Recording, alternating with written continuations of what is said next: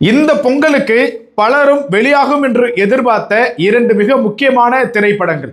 முதல் ஒன்று விஜய் அவர்கள் நடித்த ஜனநாயகன் திரைப்படம்.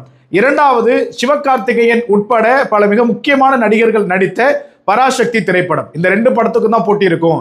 எது எதை பீட் பண்ணும், எது எதை வின் பண்ணணும்னு சொல்லிட்டு எல்லார் மத்தியிலுமே ஒரு எதிர்பார்ப்பு இருந்தது. ஆனா அன்பார்ச்சுனேட்லியா எதிர்பாராத ஒரு சூழல்ல ரெண்டு படமே திரையிடுவதில் சிக்கல் இருப்பதாகவும், நாங்க பொங்கலுக்கு இந்த படத்தை வெளியிடுவதில் கடினம் இருக்குதுன்னு சொல்லிட்டு ரெண்டு படமே சொல்லியிருக்கிறாங்க. ஜனநாயகனும் சொல்லிட்டாங்க, பராசக்தியும் சொல்லிட்டாங்க. இந்த சூழல்ல தான் இயக்குனர் மோகன்ஜி அவர்கள் ஒரு பரபரப்பான அறிவிப்பை வெளியிடுறாரு. என்னன்னா, பொங்கலுக்கு திரௌபதி 2 நாங்க வெளியிடுறோம்னு சொல்லிட்டு. திரௌபதி ஒரு 20ஆம் தேதிக்கு பின்பாக, 23ஆம் தேதிக்கு பின்பாக தமிழகத்தில் வெளியிடப்படும் என்று எதிர்பார்த்த தருணத்துல தான் ரெண்டு படம் வராத காரணத்தினால பொங்கலுக்கு திரௌபதி 2 நாங்க வெளியிடுறோம்னு சொல்லிட்டு அதற்கான அதிகாரப்பூர்வ அறிவிப்பையுமே வெளியிட்டிருக்கிறாரு இயக்குனர் மோகன்ஜி அவர்கள். இதனை அடுத்து பொங்கல் தினத்தன்று திரௌபதி 2 என்பது தமிழகம் மற்றும் பல்வேறு மாநிலங்கள்ல பல அயல்நாடுகளுமே வெளியிடப்படுவதாக தகவல் வெளிவந்திருக்கிறது. இந்த திரைப்படம் என்பது மாபெரும் வரலாற்று தனை தாங்கி இந்த திரைப்படம் வெளியாகிறது.